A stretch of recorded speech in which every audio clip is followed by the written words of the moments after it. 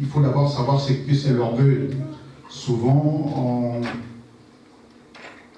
on dit que cette personne est orgueilleuse. Peut-être c'est pas ça. L'orgueil, c'est différent de la frime. Vous voyez, l'orgueil, en fait, c'est pas ce qu'on fait, mais c'est ce qui sort de notre bouche. Amen. Amen. Donc, je voulais tout juste commencer par une petite définition pour comprendre ce que c'est l'orgueil. Donc, l'orgueil est défini comme étant une haute opinion qu'une personne a de sa propre valeur au dépens de la considération due à autrui. Donc, je répète, l'orgueil est défini comme une haute opinion, donc une opinion très avantageuse qu'une personne peut avoir de sa propre valeur au dépens de la considération due à autrui. Donc, ça veut dire quoi? Ça veut dire qu'un orgueilleux n'a pas besoin de l'avis de autrui, donc des autres. Donc l'orgueilleux, c'est cette personne qui pense être supérieure aux autres. L'orgueilleux, c'est cette personne qui s'auto-apprécie. Donc il n'a même pas besoin de ton avis. Pour lui, c'est bon. Et l'orgueilleux, c'est cette personne qui veut à tout prix de l'estime. Donc non seulement il s'auto-apprécie, mais il veut en plus de ça de l'estime. C'est-à-dire, si tu lui dis pas que c'est bon, que tu es beau, tu es belle, ça pose problème. Donc il veut de l'estime, que tu es intelligent. Donc en dehors de ce que lui-même il dit, il veut encore que les autres puissent l'apprécier. Le pasteur nous a parlé du dimanche dernier de l'homme animal. Donc c'est cette personne-là qui veut que tout tourne autour de lui.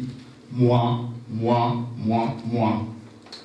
Or, on a vu que quand on est dans le Christ, en fait, ce n'est plus, on ne vit plus soi-même. Donc c'est Christ qui vit en moi. Donc ça ne sert à rien de dire moi, moi, parce que c'est saoulant de vivre avec quelqu'un qui ne parle que de lui. Hein, en philosophie, on dit le moi est haïssable. Moi, moi, moi. Amen. Amen. Donc, on va par exemple, je vais prendre l'exemple du frère Jaffé, il joue au piano. C'est à nous d'apprécier qu'il joue bien au piano. Ça. Ma soeur Kelly chante bien. Moi, j'apprécie qu'elle chante bien. Donc, c'est pas à elle de dire qu'elle chante bien. Donc, c'est aux autres d'apprécier ton talent. Amen. Amen. En fait, la Bible nous parle beaucoup des conséquences de l'orgueil et surtout des avantages de l'humilité. Proverbe 16, verset 18. L'arrogance précède la ruine et l'orgueil précède la chute. Vous voyez, dans le monde,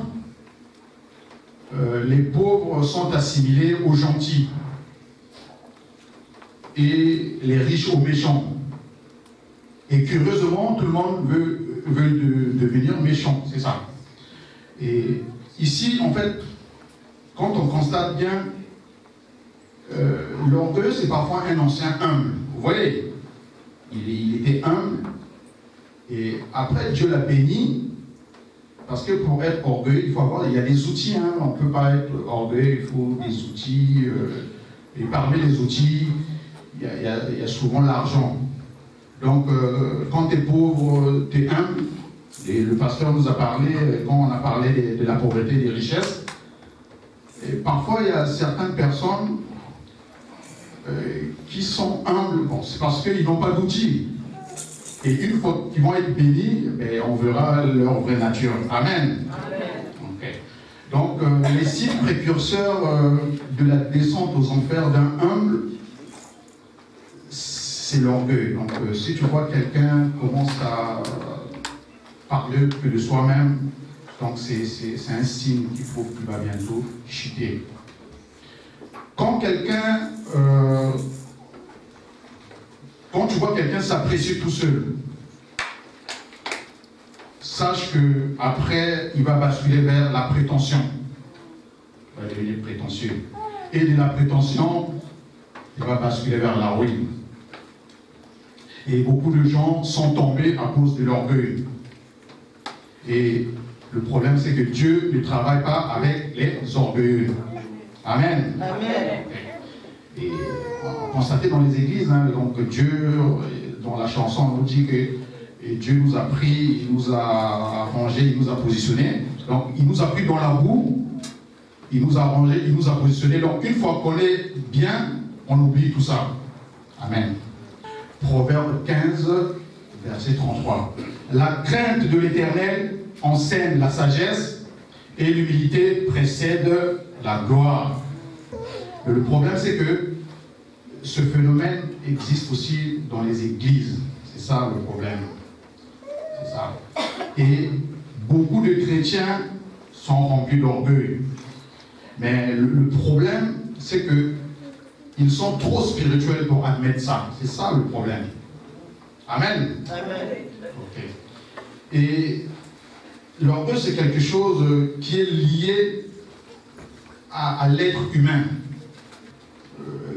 Quand Dieu vous fait grâce, à un moment donné, vous allez devenir orgueilleux. Donc c'est à cause de ça qu'il faut prier dur. Parce que c'est un moyen que le diable utilise pour nous séduire. Dieu donne sa grâce aux humbles.